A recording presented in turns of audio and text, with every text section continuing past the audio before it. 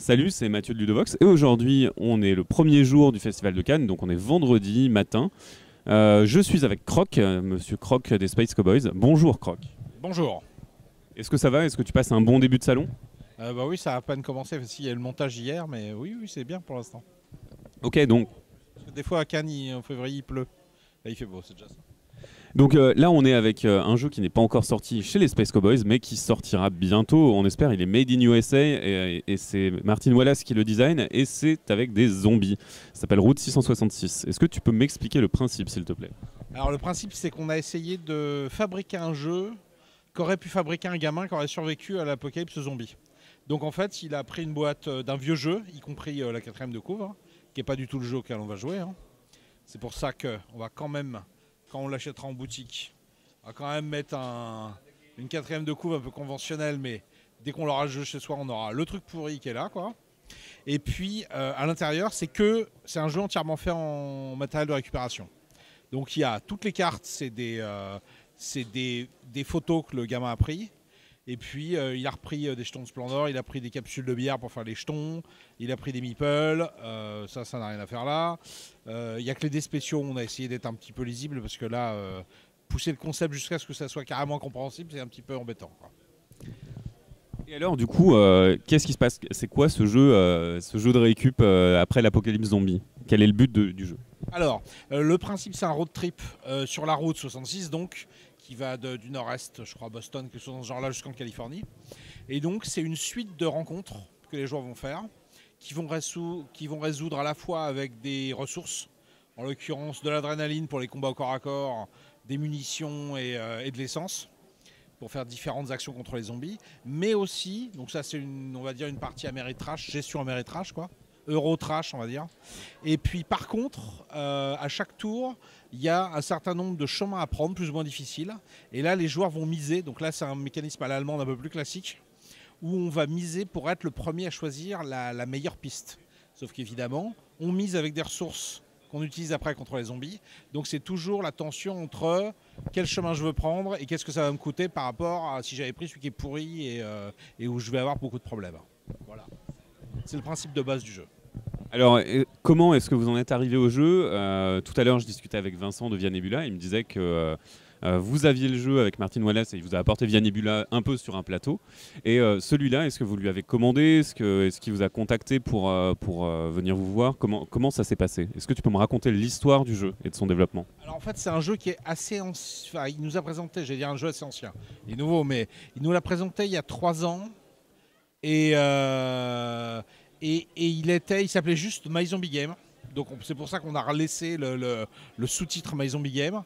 Parce que Martin Wallace, il préfère créer des jeux que trouver des noms ronflants, quoi. Et puis My Zombie Game, ça voulait dire aussi quand même malgré tout encore un jeu de zombies. Et on a bien craqué sur le jeu. Le côté road trip, on a trouvé que finalement dans les jeux de zombies, il n'y en avait pas tellement. Mais c'était quand même encore un jeu de zombies. Et donc on s'est dit, il faut qu'on trouve un look qui le différencie des autres. Au moins pour qu'il soit remarquable.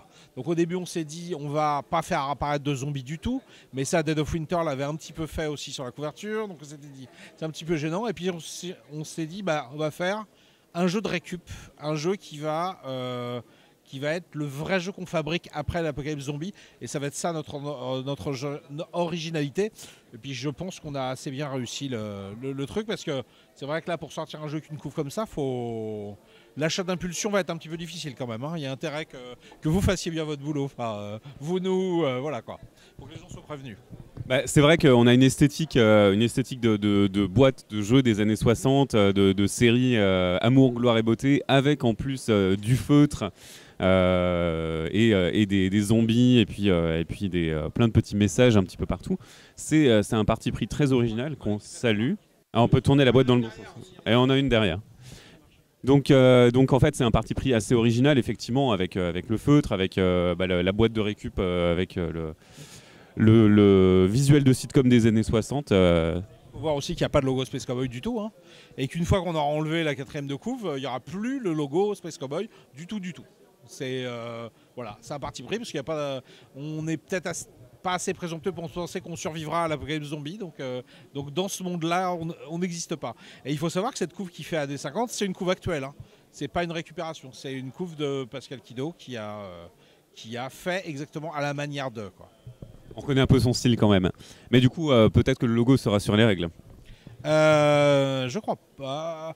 Alors le logo il sera pas, peut-être qu'il y aura peut-être le nom, mais en plus les règles vont être imprimées en recto sol, agrafées, et au dos ça sera des photocopies de trucs pourris que le gamin aura récupéré. Donc, par contre les règles seront avec une police de caractère lisible. Enfin, là pour les choses vraiment importantes. On sort un petit peu du concept, comme les dés qu'on a voulu faire, très lisibles quand même, parce qu'à un moment, faut pas pousser quoi. Mais le dos des règles sera, enfin chaque feuille des règles au dos, ça sera des trucs griffonnés. Oui, je comprends bien que tu veux pas que le matériel, le jeu soit esclave du matériel et que voilà, et que ça serve juste l'immersion. D'accord. Et ben écoute, ça a l'air très très bien. Ça sortira quand a priori? Est-ce que tu as une date? Alors évidemment, un jeu de Martin Wallace sur les zombies. C'est un public plutôt américain. Il faut qu'il soit sorti pour la Gen Con, donc c'est 1er août, un truc dans ce genre-là. Il sortira en France avant, parce que malgré tout, les jeux, on les fait en français quand même avant. Donc je dirais juillet, peut-être voilà, quelque chose dans ce genre-là, juillet. Bah écoute, on a très hâte d'y jouer en tout cas, et on espère qu'on verra le jeu au bureau et qu'on pourra l'ouvrir et défoncer du zombie peut-être, et survivre à la vallée de la mort, puisque la route 66 passe dedans. Eh bah oui, bonne chance en tout cas quand vous testerez le jeu. Hein. Et j'espère qu'on se recroisera à la Gen Con, peut-être pour jouer à un autre jeu de coop ensemble. Bon bah à bientôt. Salut, à bientôt sur Ludovox.